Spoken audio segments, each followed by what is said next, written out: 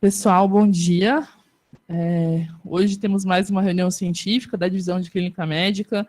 A palestra original seria com o tema mieloma múltiplo com a doutora Liliana, mas ela nos informou que teve um problema de saúde, está totalmente afônica, então vai ser impossível ela dar a palestra. Nós fizemos uma mudança de cronograma, então o tema de hoje será síncope. Quem será palestrante é a doutora Luciana Andréa Avena Smelly. A doutora Luciana é médica clínica, cardiologista, é médica assistente aqui do Hospital Universitário, também é professora de medicina, e ela vai nos brindar com essa palestra, que é um importante tema tão recorrente na nossa prática clínica. Bom dia, pessoal. Tudo bem? Bom, nós vamos falar hoje um pouco de síncope. Quais são os nossos objetivos aqui? O primeiro objetivo é a definição. A definição de síncope faz toda a diferença. Porque se você entrar no fluxograma errado, você vai tomar todas as condutas erradas, e síncope faz parte de um diagnóstico diferencial de perda transitória da consciência. E nós vamos falar um pouquinho quais são os outros diferenciais mais frequentes. Uma vez que nós fizemos o diagnóstico de síncope verdadeira, o segundo passo vai ser saber qual é o tipo da síncope, ou seja, qual é a etiologia. E são 5 grandes grupos etiológicos para síncope. Nós vamos dar uma passadinha por cada um deles. Vocês vão ver que, apesar de uma boa anamnese, um bom exame físico, um eletrocardiograma, uma investigação, às vezes, mais aprofundada com Holter, com ecocardiograma, apesar de tudo isso, muitos síncopes ficam sem diagnóstico etiológico. Quando você não tem o diagnóstico etiológico, é preciso fazer a estratificação do risco da síncope. Ou seja, é uma síncope que eu devo me preocupar, que eu devo aprofundar a investigação ou não, né? Então, quais são os preditores de alto risco na síncope é um dos nossos objetivos.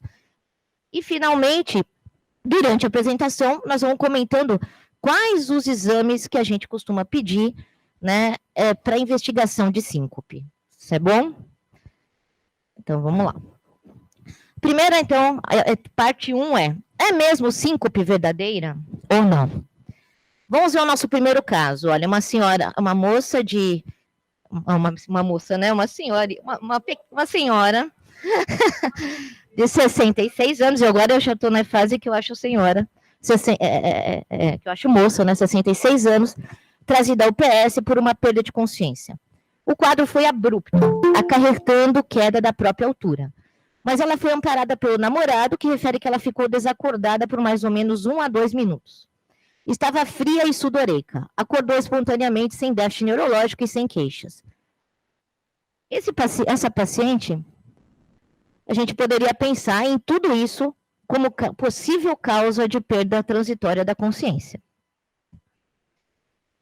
Vamos, então, ver se dá para definir isso como síncope. Qual que é a fisiopatologia da síncope? A síncope é um problema cardiovascular. Ela é gerada por uma queda abrupta da pressão sanguínea. Com essa queda da pressão sanguínea, há um hipofluxo cerebral, né? O hipofluxo cerebral ocasiona rapidamente, em questão de 8 a 10 segundos, a perda da consciência. E com a perda da consciência, você perde o tônus motor e acaba caindo, né? Portanto, pensando nisso, que é um problema cardiovascular e que é muito rápido, as duas condições sine qua non para a definição a perda de consciência tem que ser revertida espontaneamente, e em questão de 1 a 2 minutos. E a recuperação tem que ser rápida e completa, senão não é síncope. Se durar mais do que 4 a 5 minutos, pense em outras causas de síncope. Vou contar uma história para vocês fixarem essa informação como é importante. Atendi uma vez aqui no PS uma senhora que veio com uma história de uma possível síncope. Estava com uma troponina alterada e ficou em observação por um possível infarto sem supra. O eletro não chamava atenção. Já me chamou a atenção que infarto não costuma dar síncope. É uma coisa incomum. Só 3% dos infartos dão síncope, e quando acontece isso, o eletro é muito característico. Vai ser aquele infarto de parede inferior, que a pessoa tem hipotensão, vai ter disfunção de VD, né? Então, o diagnóstico seria muito mais simples, se fosse uma síncope por infarto. E outra coisa fundamental na síncope, na investigação, é a testemunha. Sem a testemunha, a gente não consegue fazer nada. E muitas vezes no PS chega um paciente que foi encontrado em via pública, que tem história que caiu e não tinha ninguém junto, né? Então, nessa situação, eu peguei e chamei o marido dela para conversar. E o marido me contou, olha, doutora, eu estava no 5º andar do meu prédio, assistindo, vendo ela brincar com os netos lá no playground. De repente, muita gente aglomerada em torno dela, eu me assustei, vi que tinha acontecido alguma coisa com ela e desci. Eu falei, quanto tempo o senhor demorou para chegar até lá? Ele falou, olha, eu uso muleta, eu peguei o elevador, demorei com certeza mais que 5 minutos. Quando o senhor chegou, ela estava acordada ou desacordada? Ela estava desacordada. Quando que ela acordou? Ela foi acordar mesmo na ambulância. Ela ficou muito sonolenta, demorou, ficou obnubilada.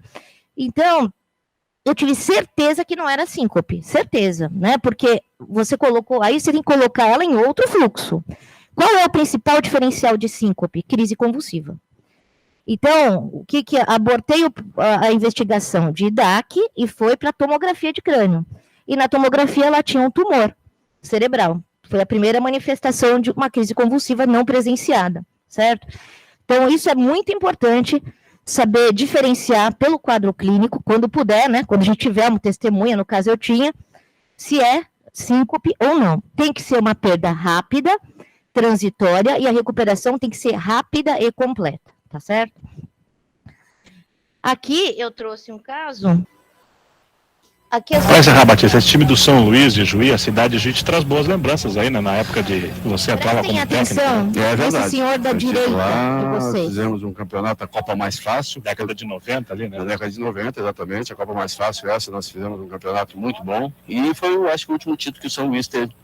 Isso aí ficou marcado, ficou na lembrança, o torcedor deve lembrar até hoje. Tem boas lembranças de Juí. Perfeito. Batista, eu e o Batista estaremos na transmissão do canal PFC. O jogo começa às 5 da tarde aqui no Estádio Olímpico em Porto Alegre e já há um acerto. Agora, está sentindo-se mal, imediatamente, certamente com o calor, fique tranquilo, vai ser atendido imediatamente. É sempre muito assustador. Água no pescoço, vai ficar tudo legal com o Batista. Só se sentiu mal porque o calor... Aí, já fez o diagnóstico, né? Tudo. Então, você vê que o Batista, ele teve um pródromo, nitidamente. Vocês notaram que ele ficou pálido, ele ficou com uma instabilidade postural, né? E simplesmente caiu. A pessoa parece ter um aspecto de morte, né? Porque ele fica pálido, fica mal perfundido, porque é uma hipotensão. Quando ele cai, ele acorda porque o fluxo sanguíneo melhora, né? Então, isso foi uma síncope com pródromo. Poderia ser uma síncope sem pródromo também. No caso aí, ele teve com pródromo. Então, o nosso principal desafio vai ser fazer o diagnóstico diferencial com a crise convulsiva, que é o principal diferencial. Vocês podem dizer, não, mas é muito simples, né? A crise tônico-clônica, ela é muito característica, ela é estereotipada, é sempre igual. Mas tem pessoas que têm crises tônico-clônicas, tem crises convulsivas sem abalos e sem convulsão, né? E tem também pessoa que tem uma crise convulsiva muito breve, sem o pós-ictal. Porque o pós-ictal é o nosso grande elemento para diferenciar de síncope. Então, a crise convulsiva costuma ter um pós-ictal tanto maior quanto mais tempo a pessoa ficou convulsionando e quanto menor a reserva cerebral da pessoa, né? Agora, se a crise for muito rápida, ele pode sair da crise sem pós-ictal. Esse é um problema. E o outro problema é que existe a tal da síncope convulsiva, porque o hipofluxo cerebral é um dos desencadeantes de crise convulsiva, assim como febre, né, estresse, calor excessivo, privação de sono, e por que não o hipofluxo cerebral? Então, as pessoas que têm, já vi várias vezes no pronto-socorro, o paciente chegar num ataque arritmia, chegar convulsionando. E quando você monitoriza, é uma taquicardia ventricular, é um BAVT. O que é isso? É uma síncope convulsiva, certo? Então, esses detalhes que que pode dificultar aí na prática. Então, nos principais diagnósticos diferenciais de perda de consciência transitória, além da crise convulsiva, nós temos o acidente isquêmico transitório, que pode gerar dúvida também. O acidente isquêmico transitório, ele não costuma ser tão rápido. Dificilmente a pessoa vai ter um déficit que vai durar menos do que 2, 3 minutos, né? Então, essa é uma dica, e a outra é que o paciente tem o déficit. Mas quando não é presenciado, também pode gerar dúvida. Outro diferencial importante é o trauma. O trauma cerebral central pode gerar uma concussão cerebral e fazer a pessoa perder a consciência. O grande exemplo é o boxe, né? O nocaute do boxe. Aí vocês podem dizer, não, mas o paciente vai ter história de trauma, né? Mas nem sempre, como a gente já sabe, a gente vai ter história. Então, procurem no exame físico estigmas de trauma, sempre. E até prove o contrário, tem trauma. Então, paciente achado em via pública, com história que perdeu a consciência, tem que fazer tomografia, não porque a síncope precisa de dar tomografia para investigação, mas para ver se não é um diagnóstico diferencial, tá? A outra coisa é investigar estigmas de crise convulsiva também. Ver se a pessoa tem sinal de liberação esfincteriana, ver se a pessoa tem mordedura, avaliando a face lateral da língua, né? Intoxicações e alterações metabólicas fazem mais diagnóstico diferencial com perda de consciência mantida, não perda de consciência transitória como a síncope, porque a pessoa só vai melhorar se você tratar a condição que está gerando isso, né? E aí entra todas as causas de delírio, a pessoa só vai melhorar se você tratar. Então, uma fake news eu sincopo porque eu tenho hipoglicemias, né? Eu fico tendo, isso é muito comum, né, na população. Eu tenho muitas hipoglicemias, eu sincopo. Hipoglicemia não é raro da síncope, e se desse perda de consciência, a pessoa só vai acordar se você tratar, você der glicose para a pessoa. Ela não vai acordar espontaneamente, né, então não é causa de síncope. Crise epilética a gente já falou, e tem uma doença que é mais rara, mas é importante conhecer, e é um diagnóstico diferencial, que é as doenças do sono. Vou mostrar aqui para vocês um rapaz, esse menino que tem um pezinho. Deixa eu tirar só o som. Ele está tentando fazer uma apresentação para os pais. E ele é portador de narcolepsia. O que é a narcolepsia? É uma crise de sono. É uma crise de sono, a pessoa é como se fosse involuntário, né? Olha, a pessoa, é característico isso, a pessoa ficar lutando contra o sono, ela faz de tudo para ficar acordada, aí acorda, dorme, e quando ela acorda confusa, como a sensação que a gente tem quando está dormindo e acorda, às vezes, durante a noite, sem saber se está acordado ou se está dormindo, né? E isso é uma causa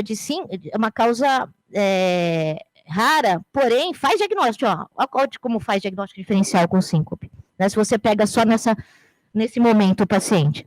Muitas vezes, você só vai fazer o diagnóstico desse problema se filmar o paciente. Tá? Outra coisa é a queda acidental. A queda acidental, por que faz diagnóstico diferencial? Quem está no pronto-socorro já está acostumado que tem muita queda, né, nos idosos. O idoso entra pela equipe da cirurgia, a cirurgia afasta qualquer traumatismo, e quem é o coitado que é chamado para descobrir por que o idoso caiu? O clínico, né? Quando você vai conversar com o paciente, e ele fala, doutora, foi o meu chinelo, meu Crocs novo que enganchou lá na porta da minha casa, eu caí, aí você fala, graças a Deus, né? Você pensa, bom, vou só orientar a prevenção de quedas. Mas, infelizmente, a grande maioria das vezes não é assim. Ele vai falar, doutora, quando eu vi, eu estava no chão. Não sei, né? E arrebenta o rosto, né? Tá todo cheio de hematoma. Não, o senhor perdeu a consciência? Não sei. Quando eu vi, eu estava no chão. Tinha alguém com o senhor? Nunca tem ninguém, né? Mas isso já é estatisticamente comprovado. A maioria das quedas no idoso não são presenciadas, né? Então, qual que é a recomendação?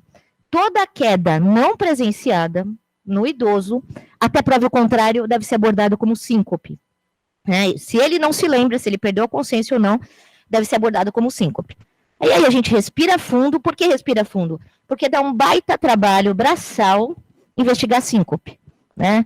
Eu até brinco que eu acho que deveria valer o dobro da consulta, se fosse pago, porque você tem que fazer uma super anamnese, um super exame físico. É um trabalho realmente braçal, para a gente ver a causa da síncope, tá? E, finalmente, as pseudocrise, tanto pseudocrise convulsiva quanto pseudocrise de síncope, né, por problemas psiquiátricos. Isso, às vezes, dá muita dúvida também, né? Aí tem algumas dicas que a gente já conhece. Por exemplo, o paciente, ele não assistiu essa aula, então ele não sabe que a síncope dura menos que 2 minutos. Então, ele vai chegar com uma história, olha, ele está 40 minutos inconsciente, depois de uma briga com o namorado, né, e tem aquele tremor da pálpebra. Isso levanta a possibilidade de ser síncope de etiologia psicogênica. Mas, infelizmente, as pessoas portadoras de doenças psiquiátricas chegam no pronto-socorro, vai ter muita intervenção, né? Se a gente não consegue descobrir que é psiquiátrica, você vai continuar investigando, né? Porque realmente, às vezes, o transtorno é tão grave, psiquiátrico, que a pessoa não reage, né? Eu já tive alguns assim, você faz o maior estímulo doloroso nos 4 membros, a pessoa não se mexe. É impressionante, né? Então, mas é um diferencial importante, tá? Mas pelo menos vocês vão saber que síncope não é. Porque se ela está desacordada há tanto tempo, síncope não é, vai entrar com outros diferenciais, né? Estado de mal, né? AVC, de tronco, sei lá, outras coisas mais difíceis. Bom, na anamnese, então, nosso caso 1, mais detalhada, ela contou que há anos ela vem tendo episódios de quase apagão, com tontura, turvação visual, náusea, sensação de frio, mas essa foi a primeira vez que ela perdeu a consciência. Então, o que ela tem há anos? A gente chama isso de pré-síncope. Pré-síncope, então, é um conjunto de sintomas que é o que a gente chama de pródromo da síncope, quando a pessoa tem pródromo. É aquilo que o Batista teve, turvação visual, sensação de náuseas, né? Outra informação importante, síncope, pré-síncope, em relação a causas e prognóstico, é igualzinho síncope. Então, tudo que eu vou falar hoje de síncope vale para pré-síncope. Não é porque é pré-síncope que é menos preocupante, tá? As causas são iguais, pode ser uma causa maligna ou uma causa benigna. E a investigação é igual. Vejam essa moça, olha a instabilidade postural dela. Eu mostrei, esse vídeo serve para quê? Para vocês me falarem qual que é o principal, um problema maior da síncope. O trauma, né? O trauma é uma coisa que a gente se preocupa muito com a síncope. Independente se a etiologia da síncope é benigna ou não. Como é que eu volto agora? Ai, meu Deus. Você viu como ela bateu a cabeça sem nenhuma proteção. Então, síncope é muito comum na população, porque a gente está falando desse assunto, 20% da população a prevalência, e os grandes riscos em relação à síncope, número 1 é risco de queda ou de acidente, e o número 2 é o risco relacionado à causa que gerou a síncope, que pode ser uma etiologia maligna, como a gente vai ver, pode ser uma origem, uma arritmia cardíaca, uma estenose aórtica grave, um TEP, né, uma hemorragia. Então, falamos a parte 1, certo? Fizemos o diagnóstico. É síncope verdadeira. Agora vamos ver quais são as principais etiologias. São 5 grandes etiologias. Fazendo a tríade, anamnese completa, exame físico, bem feito e eletro, a gente consegue, em média, chegar na etiologia em metade dos casos, 50%. Né? Então, mas 50% ainda fica sem etiologia. Então, vamos ver quais são as etiologias mais frequentes. Número 1, síncope reflexa, ou neurocardiogênica, ou neuralmente mediada. Para fixar, gravem como reflexa, porque esses nomes neurocardiogênica, neuralmente mediada, trazem confusão com relação aos outros tipos de síncope. Síncope reflexa. Número 2, a síncope ortostática, por hipotensão postural. Número 3, a síncope por arritmia cardíaca. Número 4, a síncope por outras cardiopatias, doenças cardiopulmonares estruturais ou por hemorragia grave. E a última, que é a mais rara, a síncope neurogênica. Então, já vou começar falando uma coisa importante da neurogênica. Síncope neurogênica, menos de 10% das síncopes, né? Então, a síncope não é uma coisa que é para encaminhar para um neurologista, né? Não é uma síndrome do neurologista. Tem que ser feita ou pelo clínico ou pelo cardiologista, porque é um problema cardiovascular, né? E não neurológico. Outra coisa importante, não se pede Doppler de carótidas para investigar síncope, de jeito nenhum, fake news, né? Por quê? Porque quando a doença carotídea, o sintoma dela, quando ela dá sintoma, é o AVC, e não a síncope, certo? É muito raro você ter síncope por doença carotídea, teria que ser uma doença carotídea bilateral, e ainda mais você fazer um hipofluxo, por algum motivo, uma hipotensão. Então, é errado pedir, vou contar outra história para fixar, atendi um paciente uma vez lá no HC, que ele chegou na primeira consulta, ela me assustou porque ele chegou parecia uma múmia, todo engessado aqui, o pescoço, e os 2 olhos roxos. E aí ele falou para mim, doutor, eu estou muito chateado, porque há 1 ano eu estou investigando uns desmaios que eu tenho, umas síncopes, e eu já fiz todos os exames possíveis, ele foi colocando em cima da mesa, tudo que você pode imaginar, 50 Holters, vários ecos, fez tudo, e não tinha chegado no diagnóstico. E, finalmente, um médico pediu o Doppler de carótidas, encontrou uma obstrução na carótida, ele ficou super feliz, e aí ele foi e fez uma cirurgia da carótida. E ele estava com 1 semana da cirurgia e tinha tido outra síncope, porque ele estava todo roxo, né? E ele estava chateado, né? Mas, obviamente, porque aquilo não tratou, o que ele fez foi tratar uma doença carotídea assintomática, né? E aí, quando eu vi o eletrocardiograma dele, tinha um bloqueio de ramo esquerdo. Então, uma outra dica importante, bloqueio de ramo esquerdo não é uma alteração que costuma ser benigna. Tem muita correlação com cardiopatia estrutural, diferente do bloqueio de ramo direito. O eco realmente era normal, ele era assintomático, mas alguém que tem bloqueio de ramo esquerdo e está sincopando repetidamente como ele, precisa investigar um pouco mais a fundo. O que eu fiz? Fiz uma cartinha para o grupo de arritmia do INCOR. Falei, o senhor atravessa naquela época era mais fácil a transição HC e INCOR, aí ele atravessou a rua, foi lá e já conseguiu entrar no grupo de arritmia, internaram ela e ele fez um estudo eletrofisiológico.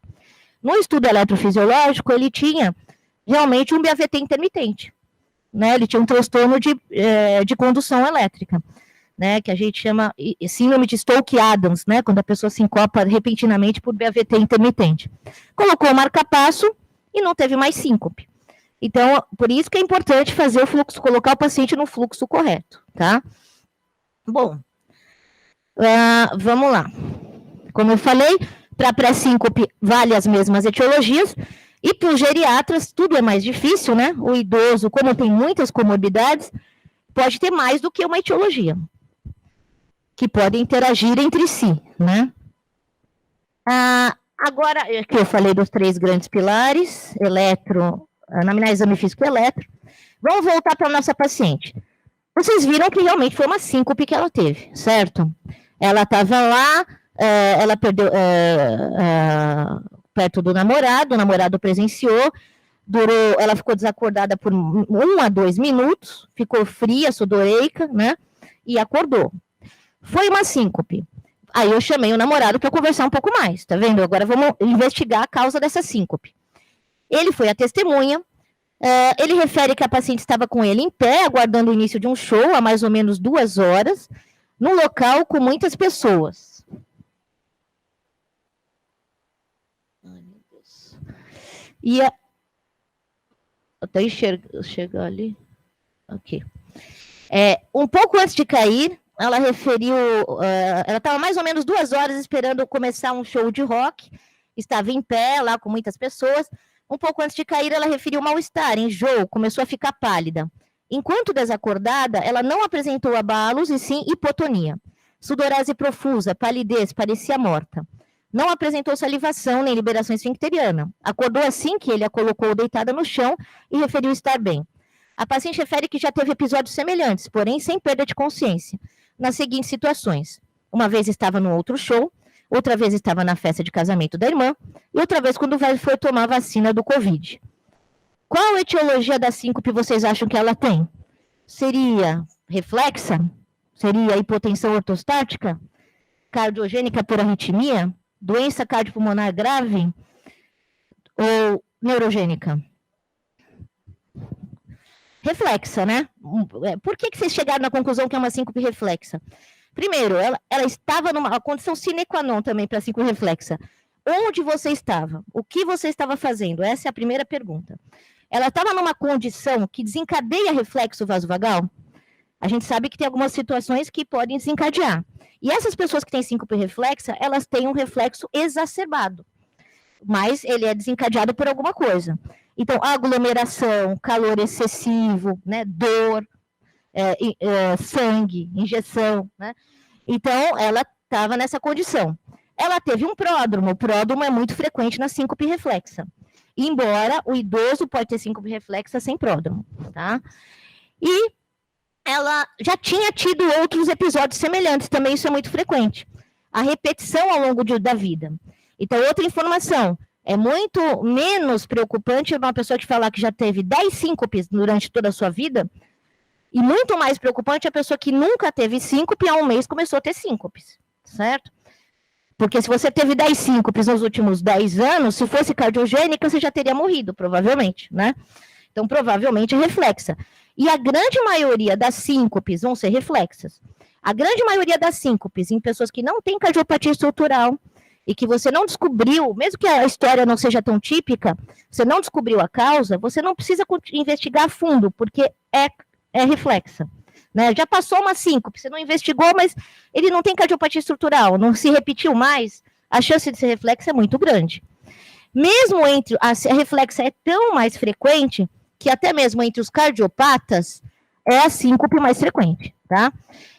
Mas, apesar de ser a mais frequente, por visto epidemiológico, até entre os cardiopatas, a presença de cardiopatia estrutural é o principal preditor de risco para síncope cardiogênica. Então, se ele tem cardiopatia estrutural, eu sempre tenho que avaliar bem o paciente, que pode ser uma síncope cardiogênica, tá? Então, aqui está explicando que a síncope reflexa tem bom prognóstico. Se você não tiver nenhum acidente, né? O grande problema é o acidente, você não vai morrer por essa doença. E você tem isso porque essa pessoa tem um reflexo vasovagal exacerbado, que pode ser do tipo cardioinibitório, quando dá uma bradicardia excessiva, pode ser do tipo vasodepressor, quando dá uma hipotensão excessiva, ou misto, quando você tem as duas coisas, tá? Raramente, tem gente que tem, é muito raro precisar colocar um marca-passo por conta dessa doença, né? Mas tem, raramente, pessoas que fazem uma bradicardia, uma sistolia até meio prolongada durante um episódio que desencadeia reflexo vasovagal, tá? E tem 3 subtipos. Nós temos a reflexa, bem conhecida vasovagal. Nós temos a situacional, que é aquela que sempre a mesma situação desencadeia, que eu vou mostrar qual. E tem por hipersensibilidade do seu carotídeo. São 3 subtipos. Então, vamos ver primeiro a vasovagal. Quais são os desencadeantes mais frequentes? Aglomeração, né? Não sei se sou eu que sou pé fria, mas onde eu vou tem síncope, né? Então, eu já peguei no metrô a pessoa do meu lado com estabilidade postural, assim, né? Falei, ela vai cair e ficando pálida. Então, o que você tem que fazer? Pedir para alguém sair, sentei ela, levantei as perninhas e fiquei umas 2 estações com a perna dela mais alta. Nessa situação, o mais importante na reflexa é reconhecer os sintomas prévios. Primeiro, evitar a situação que desencadeia, né? Então, eu vou falar para essa senhora, ó, não vai mais em show de rock no meio da multidão, né? Vai lá no setor VIP, com ar-condicionado. E evite as situações. Se você não puder evitar, pelo menos reconheça o pródromo. Né? Quantas vezes, né, na medicina a gente vê, eu estava dando aula também recentemente, estava com um grupinho assim no círculo, daqui a pouco uma menina sumiu. Onde ela estava? No chão, né? Tinha caído. É muitíssimo frequente, principalmente lá quando vai na cirurgia, aquele sangue todo, né? Então, reconheça o pródromo. Você reconhece que você está enjoado, você está tonto, está com instabilidade, saia de cena, põe as pernas para cima e deite. Se você não tiver a possibilidade de deitar onde você está e colocar as pernas para cima, pelo menos senta e faz um negócio chamado hand grip, que é isso aqui, ó. Essa força. Faz uma força para quê? Para melhorar o retorno venoso dos membros superiores, tá? E senta e faz assim com o pezinho. Estica e dobra, que também melhora o retorno venoso dos membros inferiores, para não ter acidente. Dor. Durante a dor, a pessoa também pode sincopar. E uma coisa que é muito frequente no pronto-socorro, né? A pessoa chega com uma cólica, né? Abdominal, uma gastroenterocolite, você prescreve o Buscopan, né? E ele já não está bem, né? Está meio enjoado. Aí a pessoa, assim que a enfermeira pega a veia, começou o Buscopan, vem a família correndo, doutora, a senhora está matando meu marido, ele está passando mal, está tendo uma reação à medicação. Né? O que ele está tendo? Ele está tendo um vaso vagal, só porque funcionou a artéria dele, né? Não entrou nenhuma gota do Buscopan ainda, a pessoa já está achando que tem uma reação anafilática. Então, é muitíssimo frequente, aí você tem que deitar o paciente, se tiver com a veia pega, faz um pouquinho de soro, e eles ficam mal mesmo, né? Ficam com uma cara de morto, com a PA 6x4, levanta as pernas e faz o soro. A temperatura, uma temperatura quente pode predispor, mas uma coisa frequente é a queda abrupta da temperatura. Então, daí veio a fake news do que dipirona é da hipotensão, né? Dipirona a gente não aprende na medicina como antihipertensivo. E por que todo mundo acha que dá hipotensão? Provavelmente porque na hora que você está tomando dipirona, você tem dor. Dor é um desencadeante para quadro vasovagal. E a dipirona ela é um bom remédio para baixar a temperatura, somente endovenoso, baixa rapidamente. Então, uma redução rápida da temperatura pode dar hipotensão. Não que a anafilaxia não possa dar síncope, a anafilaxia pode, por hipotensão, mas é muito raro. Vocês acham que todas as pessoas que acham que cai a pressão pela dipirona têm reação alérgica à dipirona? Provavelmente não, né? Então, aí mais uma fake news, aí a aula das fake news. Injeção, né? Doação de sangue, qualquer tipo de coleta de sangue, muitíssimo frequente, tá? Então, tudo isso são os desencadeantes mais importantes de vasovagal. E situacional? Situacional é quando aquela mesma situação repetidamente desencadeia o reflexo vasovagal e a pessoa sincopa ou tem pré-síncope. Então, pode ser crises de tosse. Toda vez que eu começo a tossir, eu sincopo. Eu tenho pré-síncope. Vômitos. Deglutição. Principalmente quando a deglutição é dificultosa. A pessoa tem disfagia. Né, pode desencadear reflexo vagal. Evacuação dificultosa também. A pessoa faz muito esforço para evacuar. E a mesma coisa com a micção. Então, tudo isso é desencadeante, mas para eu dizer que é situacional, tem que se repetir, certo? E cuidado também, que às vezes a pessoa tem alguma cardiopatia estrutural e eu vou ter que investigar antes de chegar, de dizer que é situacional. E a hipersensibilidade do seu carotídeo? O seu carotídeo é um barroreceptor que fica ali bem na bifurcação entre a carótida interna e a carótida externa, né? Bem aqui no topo do pescoço, a parte alta do pescoço, onde o leigo costuma pegar o pulso carotídeo, que é na altura da cartilagem tireoide, e onde o médico não deve pegar o pulso carotídeo. A gente aprende que deve pegar onde? No meio do pescoço, para justamente sair do seio carotídeo.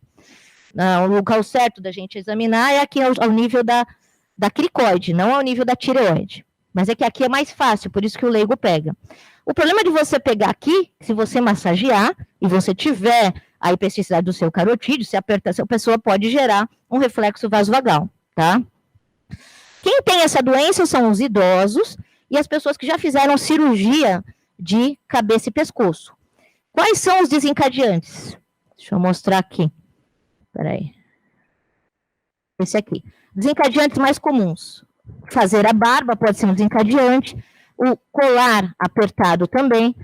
Fazer movimento abrupto da cabeça, principalmente, por exemplo, fazendo RPG cervical, pode ser um desencadeante.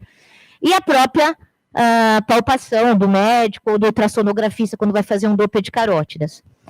Aí vocês poderiam falar, bom, isso aí deve ser fácil fazer o diagnóstico, é só você fazer uma manobra vagal e ver se desencadeia, né? Segura que, primeiro que não é seguro fazer isso, né? A gente não recomenda que faça. Segundo, que os idosos, muitos têm hipersensibilidade do seu carotídeo e nunca têm sintoma nenhum. Só 1/5 dos idosos que têm hipersensibilidade do seu carotídeo é que vão sincopar ou ter pré-síncope. Então, o teste positivo não faz o diagnóstico, tá? Então, realmente, o diagnóstico não é por aí. Aqui está o local do seu carotídeo.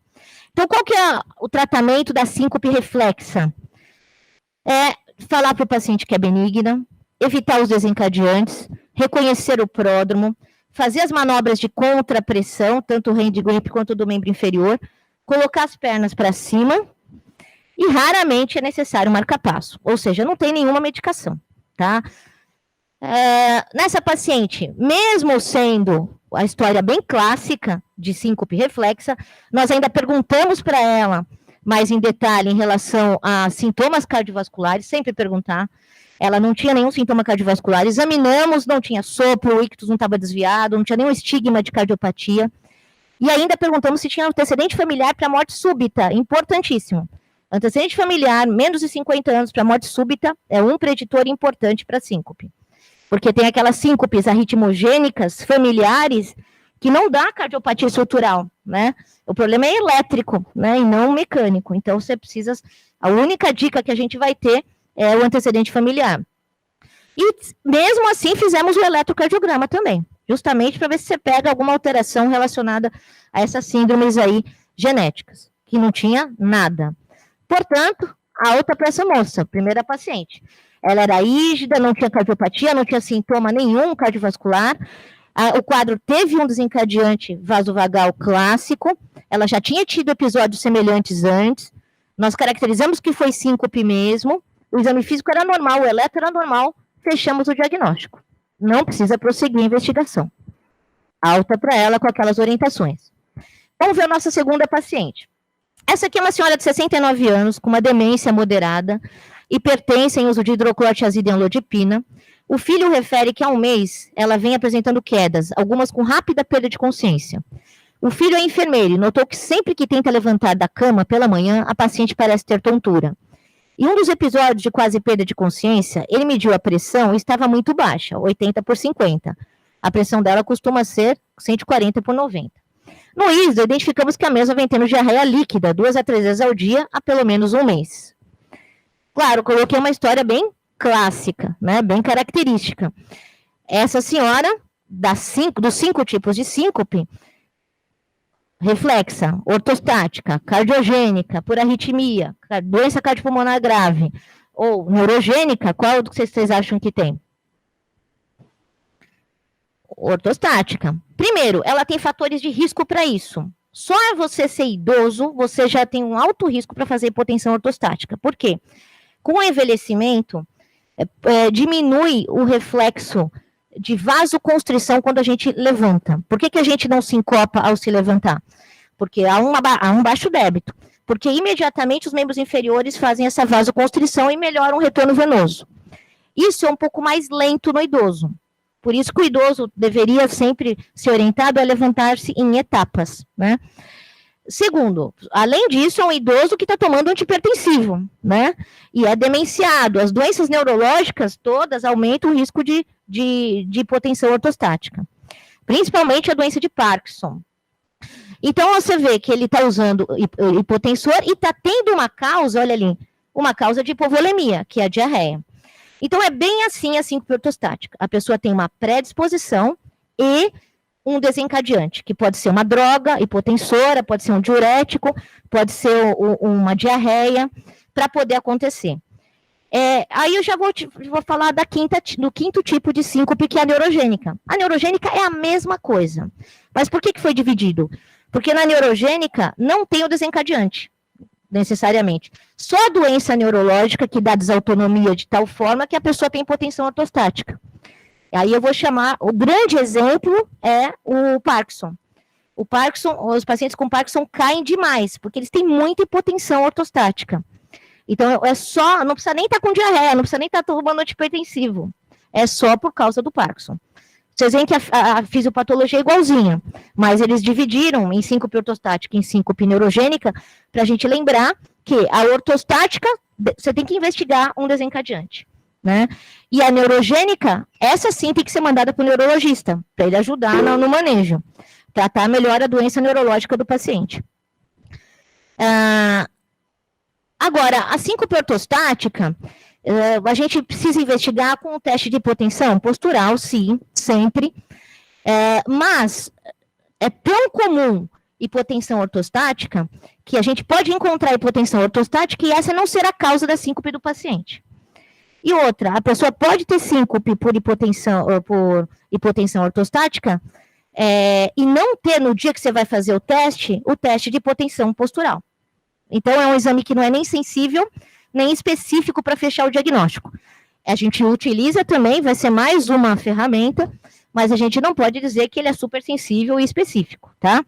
Só lembrando, como é que é feito esse teste? Você faz avaliação da pressão na posição supina, né, deitado, espera mais ou menos uns de 2 a 5 minutos e mede sentado, e de 2 a 5 minutos e mede em pé.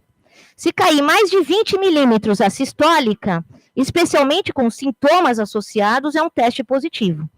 Se o paciente vai usando antihipertensivo, a gente utiliza 30 milímetros e não 20, para falar que deu positivo o teste. Por que esse é tão variável de 2 a 5 minutos? Porque tem 3 tipos de hipotensão postural. Tem o tipo imediato, ou seja, a pessoa fica em pé e já cai a PA.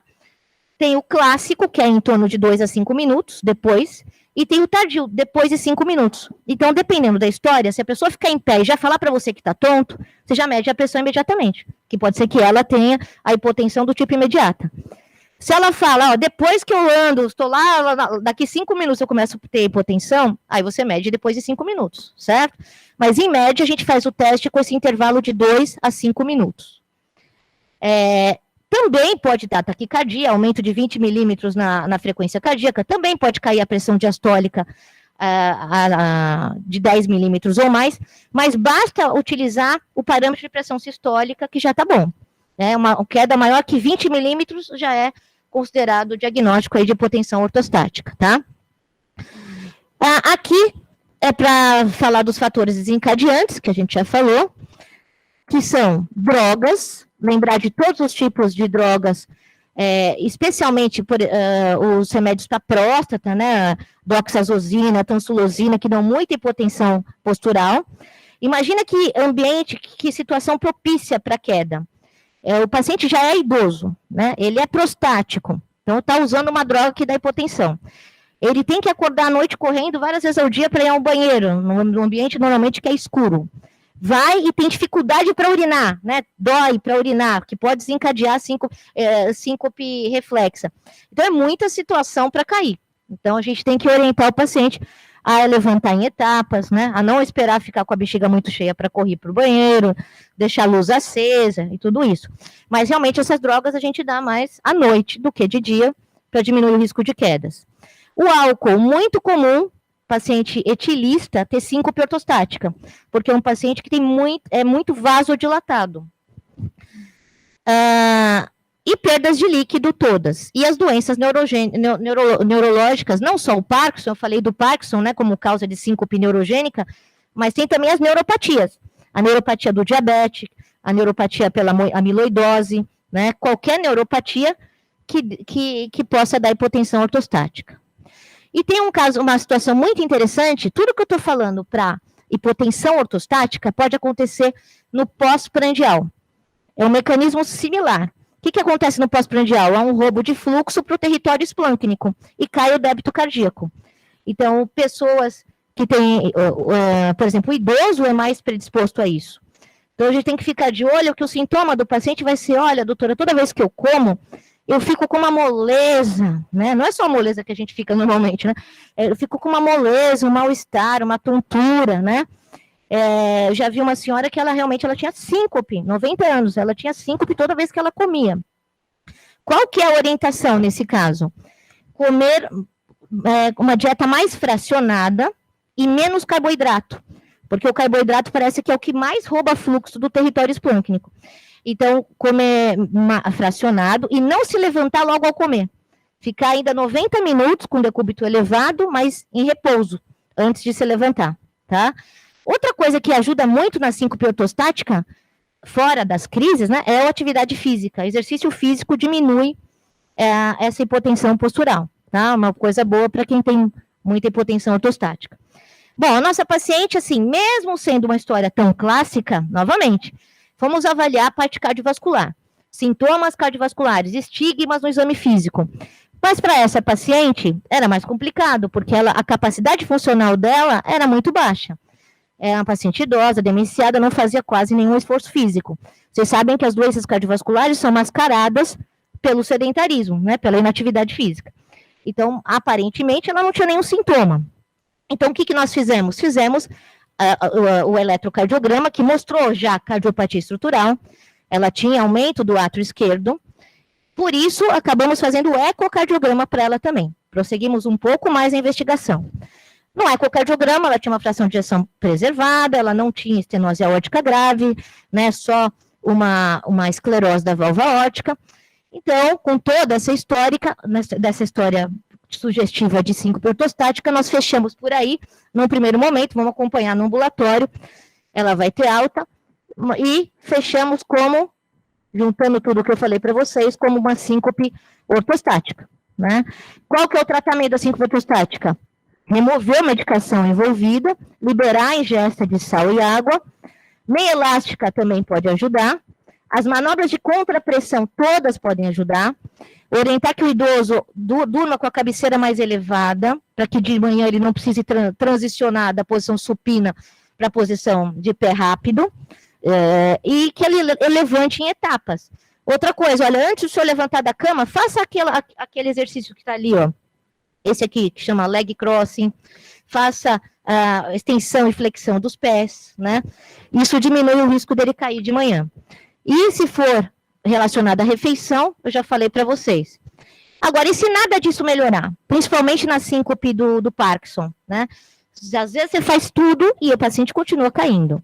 Então, os geriatras e os neuros utilizam bastante a fludrocortisona, que é um mineralocorticoide para dar retenção de água e sal e diminuir a hipotensão.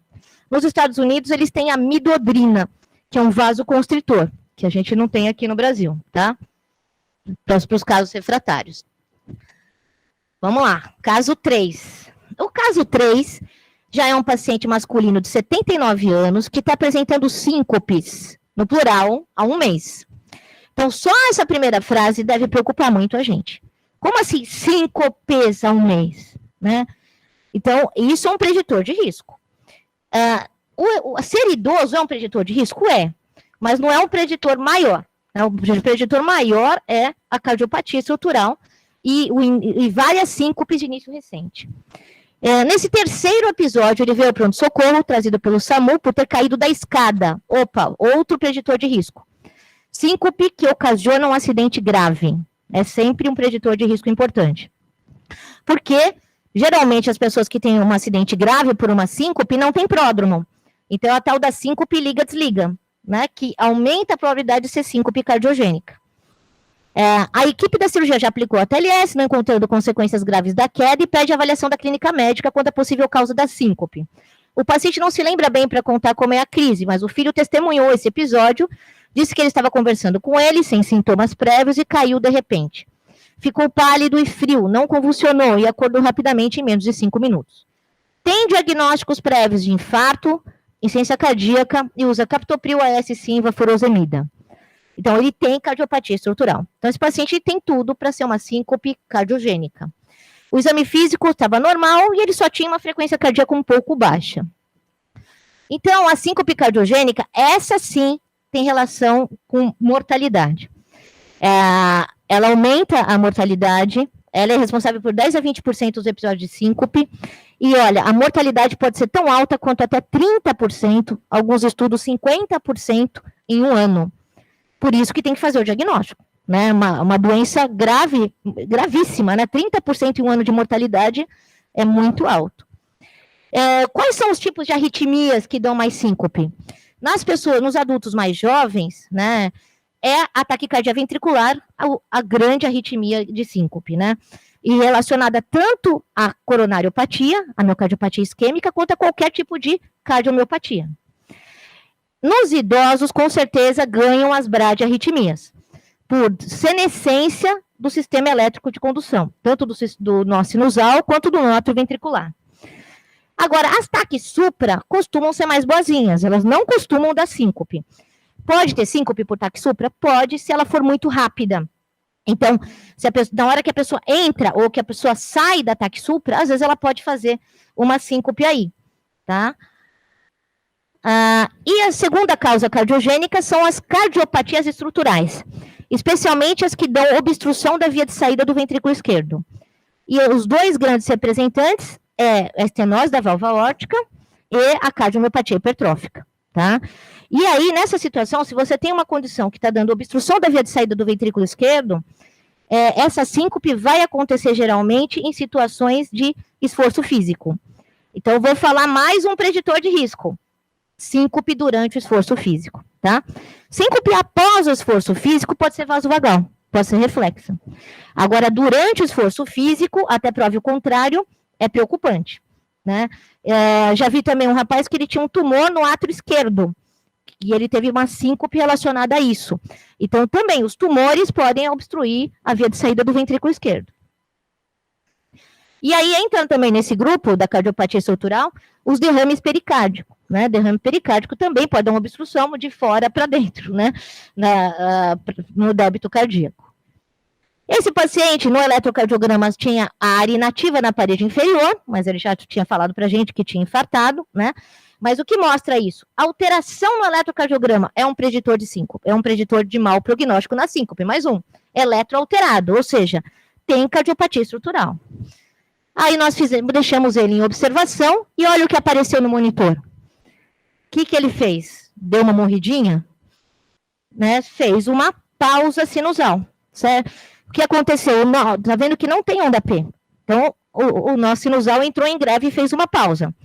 Pausa até mais que 2 segundos não é normal, né? Pausa sinusal, não é esperado a pessoa ter pausas acima de 2 segundos. Então, o que ele tinha? O ecocardiograma dele só tinha a hipocinesia mesmo inferior. Ele tinha uma doença do nó sinusal, chamada síndrome do nó sinusal, que pode ser consequência de várias cardiopatias estruturais, seja isquêmica, seja inflamatória, seja doenças infiltrativas, né? Pode ou não gerar sintomas, e tem um espectro clínico, né? Mas ela pode ser só do envelhecimento, essa doença, só da senescência do nó sinusal. Qual que é o espectro clínico? Quais são as possibilidades aí da síndrome do nó sinusal? A pessoa pode ter só bradicardia sinusal. Então, se você tem um paciente idoso que ele não usa beta-bloqueador, ele não é atleta, e ele tem uma frequência cardíaca menor que 60, ele deve ter uma síndrome do nó sinusal, né, já. Ou seja, ele tem uma senescência do nó sinusal. Se fica só nisso, é só você acompanhar esse paciente ao longo da vida, porque pode ser que com o envelhecimento ele precise de marca-passo. Ele vai fazer como esse paciente estava fazendo a pausa sinusal. Outra manifestação clínica possível, além da pausa sinusal, é a incompetência cronotrópica, ou seja, aquele paciente que você põe e coloca no teste ergométrico e a frequência não sobe, cardíaca. Isso também já é um espectro da doença, da síndrome do nó sinusal. E a outra, que é mais perigosa, é a tal da síndrome Brady-TAC, que é o seguinte, a pessoa, por conta dessas pausas prolongadas, há uma compensação, né? Algumas células aí, principalmente células supraventriculares, começam a fazer a função de marca-passo e disparar. Então, o paciente vai ter uma série de arritmias supraventriculares, pode ser a fibrilação atrial, pode ser o flutter, pode ser TAC supra intermitente, né? Extrasístoles atriais frequentes. Então, você pega o paciente na fase de TAC, e se você não atentar que a causa pode ser uma BRAD, você vai dar uma droga que bloqueia o paciente e ele vai ficar mais BRAD ainda. Por isso, todo ataque à arritmia supraventricular no idoso, o ideal é que faça em volta de 24 horas, para ter certeza que a causa não é uma BRAD, tá? Então, aqui, a BRAD sinusal, só lembrando que essa síndrome do nó sinusal, ela pode ser desmascarada por droga que bloqueia, droga bradicardizante. O que significa isso? A pessoa não sentia nada, mas você pegou e deu para ele tem 80 anos, deu 50 miligramas de atenolol. A frequência cardíaca dele pode sair de 80 para 30. Ou seja, ele fez uma resposta exacerbada ao beta-bloqueador, porque ele já tinha uma disfunção do nó sinusal, tá? Pausa sinusal e a síndrome Brady-Tach. Então, fechamos esse caso. Esse foi fácil. Você vai ver que, infelizmente, nem sempre é tão fácil assim. Você demora para flagrar a arritmia, né? Essas arritmias intermitentes são bem complicadas, porque você pode pedir 50 Holters para a pessoa e a pessoa nunca ter uma síncope, uma pré-síncope, ou o Holter registrar exatamente aquele momento. Além do Holter, o que a gente tem mais disponível nesse sentido de investigação? Você tem o looper, ou o monitor de eventos, que o paciente fica com os eletrodos no bolso, né? E na hora que ele está sentindo mal, ele tem que colocar 3 eletrodos no tórax. E escrever lá que ele está sentindo mal. Então, isso é legal, ele pode ficar até uns 3 meses com esse aparelhinho em casa. É legal para investigar palpitação, pré-síncope, mas síncope não dá tempo dele colocar e registrar, né? E aí tem uma coisa que é mais legal ainda, que é o Holter implantável, que a pessoa pode ficar 1 ano ou mais com aquele Holter. Eu tenho uma paciente aqui no HU que eu encaminhei para arritmia, porque ela teve já 2 síncopes, as 2 no Natal. Sem pródromo, liga-desliga, ela é idosa, tem cardiopatia estrutural, mas não encontrei até agora a causa disso. E aí mandei lá pro pessoal da arritmia, e o pessoal da arritmia implantou o Holter. Estou esperando o próximo Natal para ver se descobre, porque alguma coisa, é muito estranho isso, né? E aí, só vou descobrir no Natal, depois eu falo para vocês. Mas, então, vamos ver. Agora, mais um caso. Essa aqui eu vou passar rápido. Era uma senhora de 85 anos, também aqui atendida no HU, que também chegou com várias pré-síncopes, de início a 1 mês. Tinha cardiopatia estrutural também. E na entrada, parecia até que o eletro era normal. Tinha me passado assim, o eletro tá ok. Mas aí, como eu sou pé fria, peguei o plantão, olha no monitor, está com a frequência de 30. Até eu fazer o eletro, já tinha melhorado a frequência, mas estava assim. Nesse eletro, vocês notam alguma alteração? Vejam aí a última linha.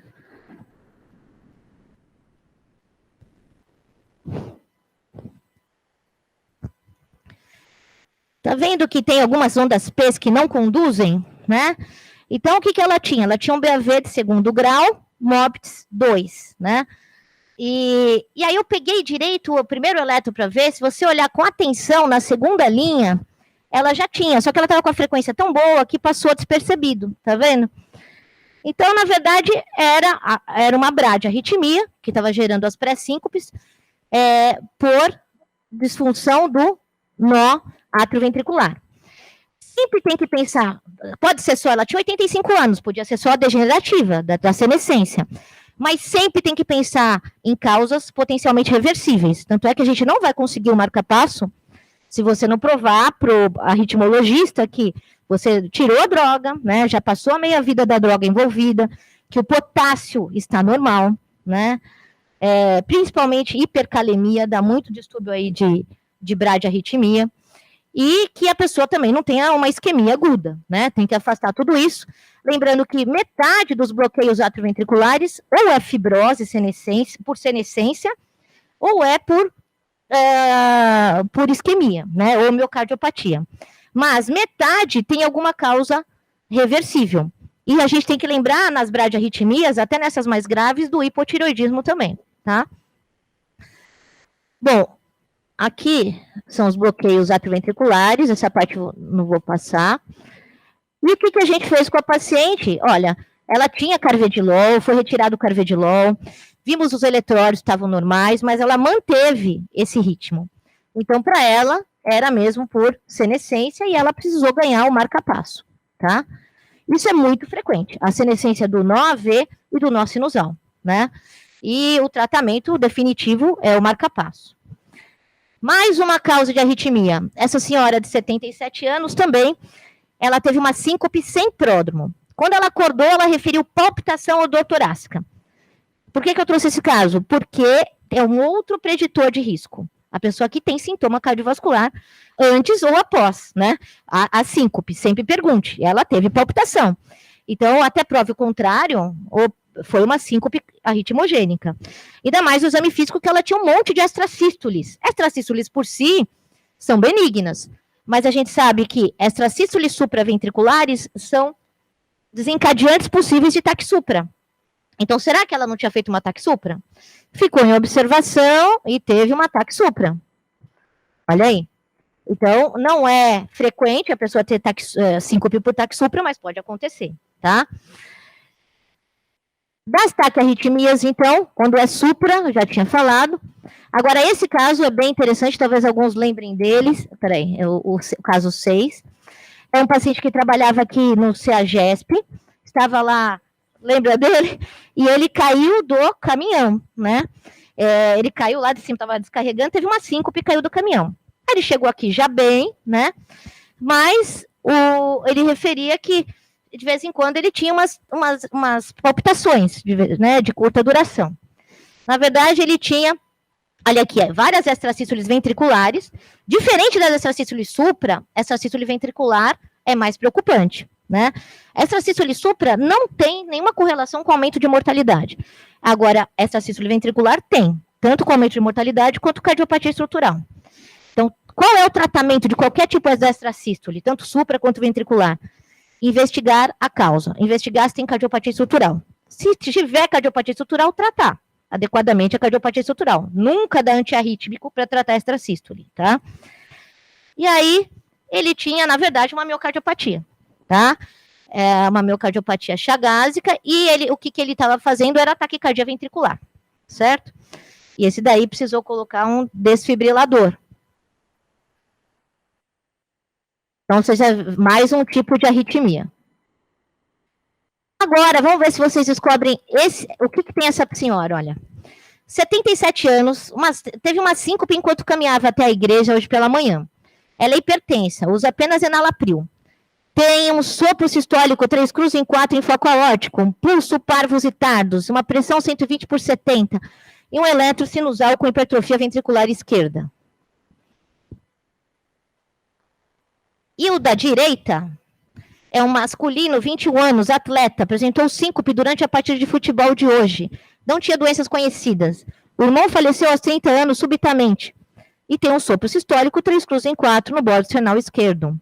Um pulso bisferens e um eletro também com sobrecarga ventricular esquerda.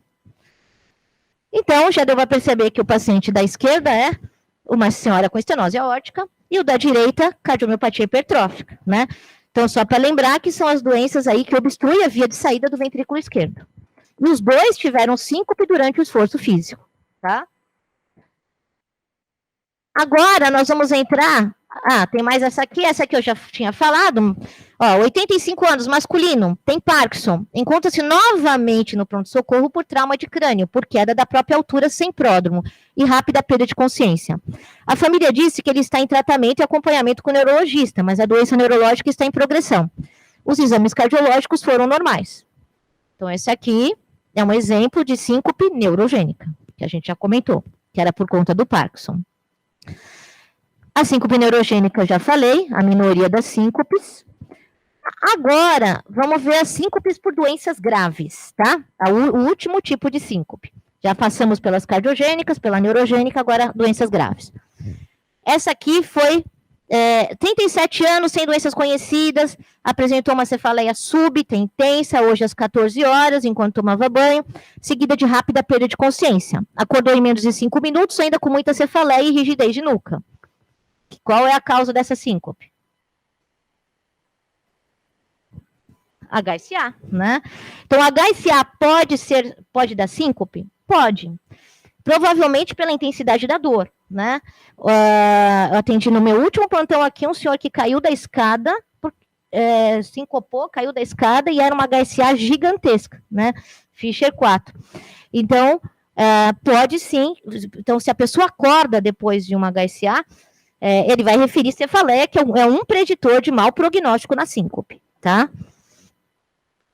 Agora, essa aqui também, caso fácil, 62 anos, obesa, portadora de ciência venosa periférica crônica, veio no pronto-socorro após um episódio de síncope, refere que chegou da Bahia ontem, uma viagem de ônibus, e desde hoje cedo, dispneia, dor pleurítica na base esquerda, chegou com a frequência cardíaca de 110, saturando 85 em ar ambiente. Qual é a causa da síncope dessa senhora? TEP. Então, não esquecer que TEP é uma doença grave que pode gerar síncope, né? TEP para gerar síncope, normalmente vai ser um TEPão, né? Um TEP maior. Então, vai dar hipoxemia, né? Porque geralmente vai ter a ver com disfunção do ventrículo direito, né? Com uma hipertensão pulmonar importante. Então, a grande dica é que o paciente vai estar hipoxêmico. Então, hipoxemia no pós-síncope é um fator de alarme. Tanto é que é um dos fatores, eu vou colocar no fluxograma final, você checar saturação baixa, né? É uma coisa que é um preditor de risco. Essa senhora aqui, como eu atraio síncope, era minha vizinha. Ela tocou a campainha da minha casa e sincopou no meu colo.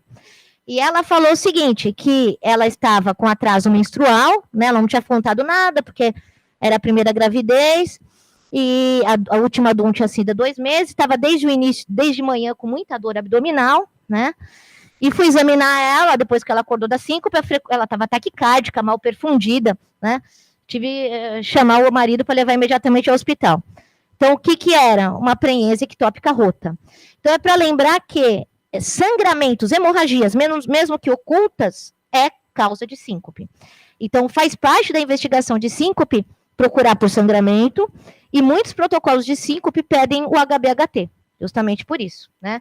Hematócrito menor que 30 é um preditor de síncope por hemorragia, tá?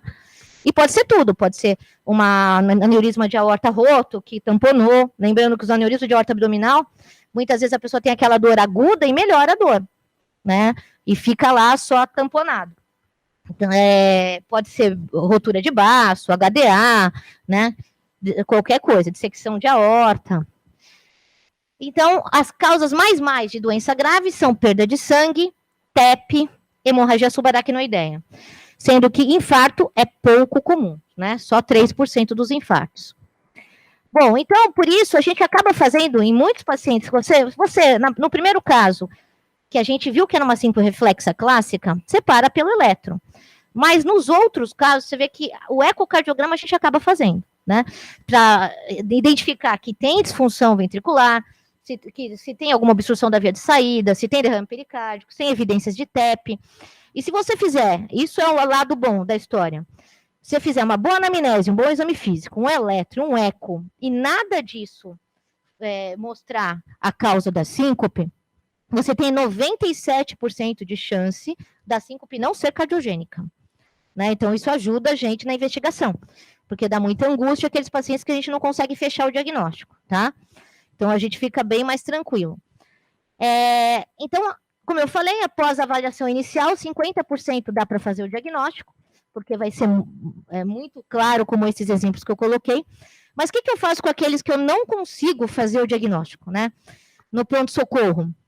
Claro, no pronto-socorro, a maioria vai ser síncope reflexa, mas a gente não pode deixar passar uma síncope de origem cardiogênica.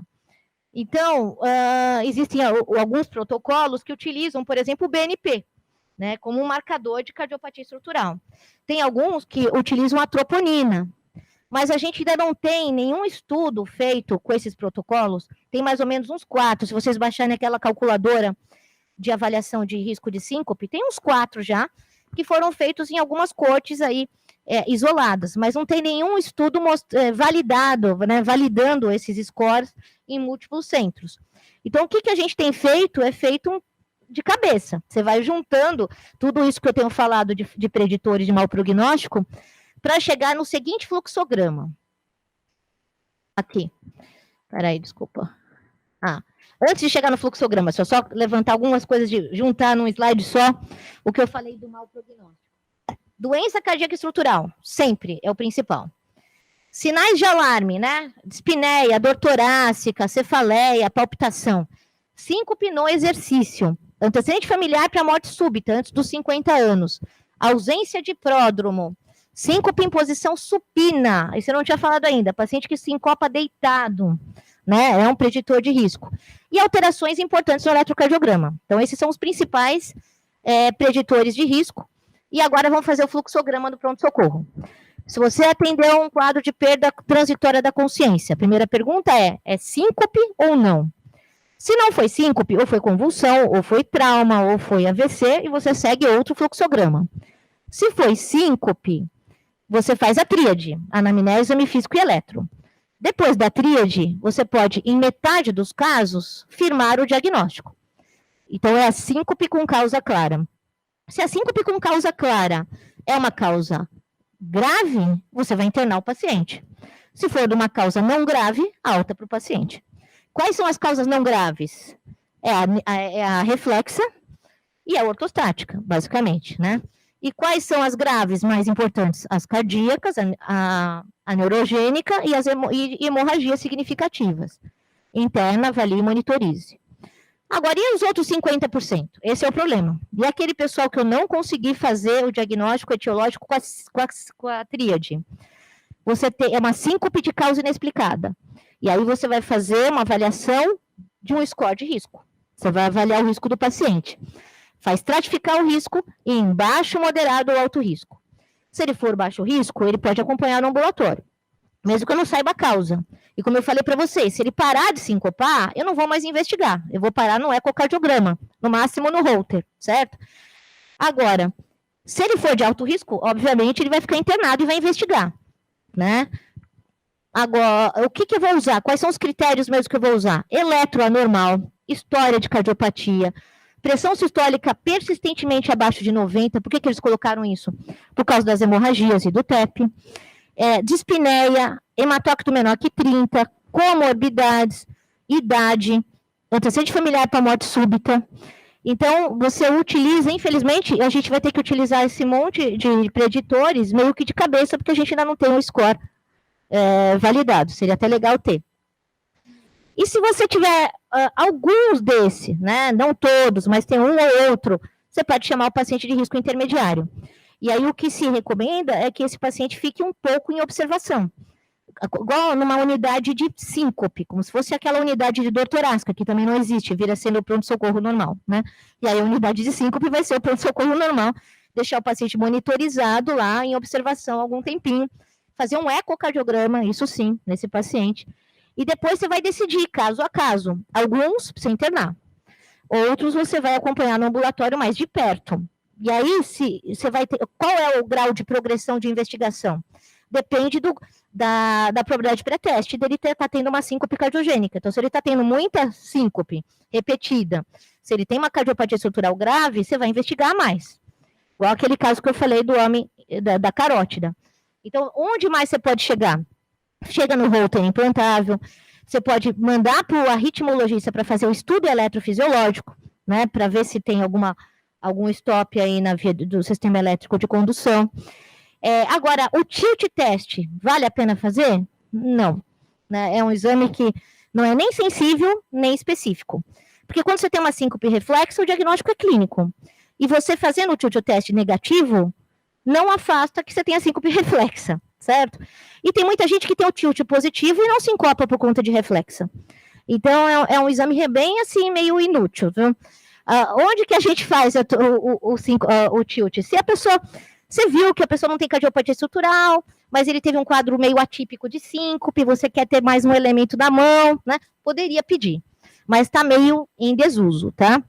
Então, a investigação vai prosseguir na dependência dos sintomas, da dependência da probabilidade pré-teste, e como pode chegar ao Holter de implantável, ao arritmologista para fazer o estudo eletrofisiológico, tá?